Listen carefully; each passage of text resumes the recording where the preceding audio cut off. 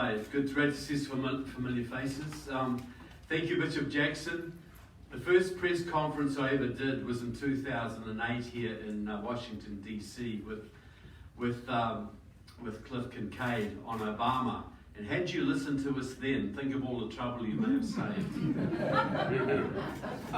So, look, a few years back, the AFL-CIO was militantly opposed to illegal immigration. It would take the jobs of American workers. It would lower wages and conditions. And you should have seen the speeches that Harry Reid and Bill Clinton used to make condemning illegal immigration in the most militant terms. Well, now it's the opposite. So what changed? Well, in 1995, Democratic Socialists of America, your largest Marxist organisation, took over the AFL-CIO under John Sweeney. They removed the anti-communist clause from the AFL-CIO's constitution, and those 70s and 60s radicals flooded into the union movement. And this altered the face of the Democratic Party beyond belief. The unions are the backbone of the Democratic Party, and the unions are now controlled by Marxists.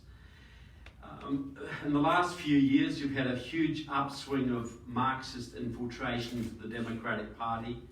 Four major groups: Communist Party USA, Democratic Socialists of America, Freedom Road Socialist Organization, and the Committees of Correspondence for Democracy and Socialism, comprising about 60,000 members, have joined together in an organization they call the Left Inside-Outside Project, with the explicit purpose of infiltrating and taking over the Democratic Party all over the country. They are active in every precinct in every state of the country. They're taking over the Democratic Party from the lower levels up. In California right now, they're running over 100 Marxists for the Democratic Central Committee, including both of the leaders for the presidency of the California Democratic Party. The Communist Party is running candidates across the country. They ran 3 in Houston in the last election cycle on the Democratic ticket. One of them got 250,000 votes running as a Democrat. Another one ran as a Congress member. Another one ran for county commission in Houston. Freedom Road Socialist Organization, which is pro-Chinese, as is the Communist Party USA, as is Committee of Correspondence, are heavily involved in the races in Virginia through a group called New Virginia Majority, which has basically tipped that state blue. They elected the mayor of Jackson, Mississippi, Chokwe Lumumba. They're now running Tammy Sawyer for the mayoralty of Memphis, one of America's biggest cities, and they're going to back Atticus Scott for the governorship of Kentucky in the next election. So what we're seeing is a general takeover of the grassroots of the Democratic Party.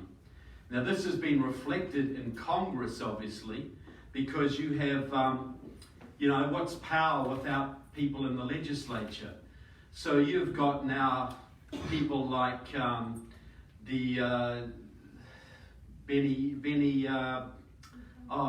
the guy from the head of the Homeland Security Committee,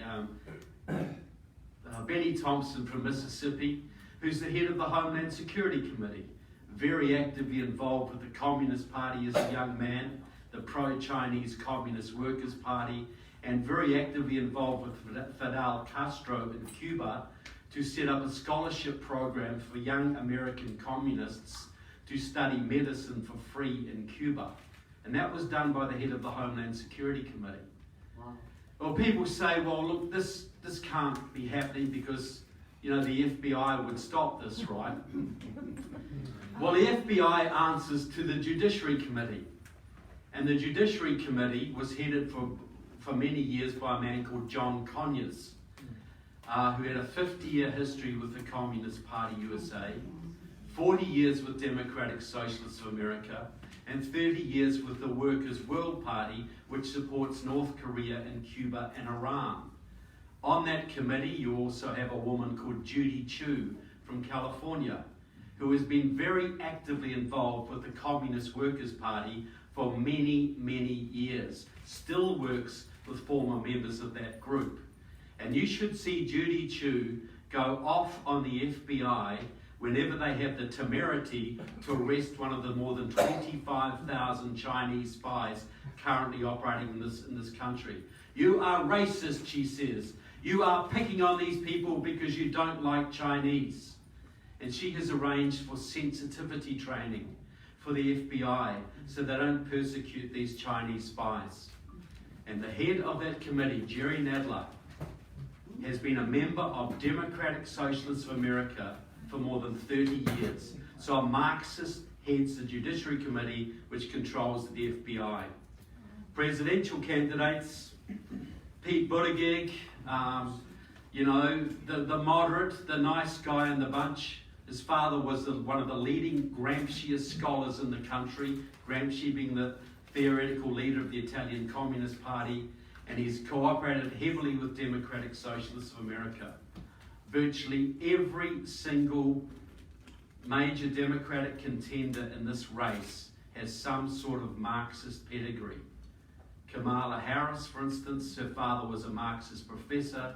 Her boyfriend, the mayor of San Francisco, Willie Brown, was a long-time Communist Party supporter. And her financial mentor, the man who's got her to where she is today, is a former leader of the League of Revolutionary Struggle, a Maoist group. So we're here to expose what we see as a massive Marxist infiltration of today's Democratic Party. Thank you very much.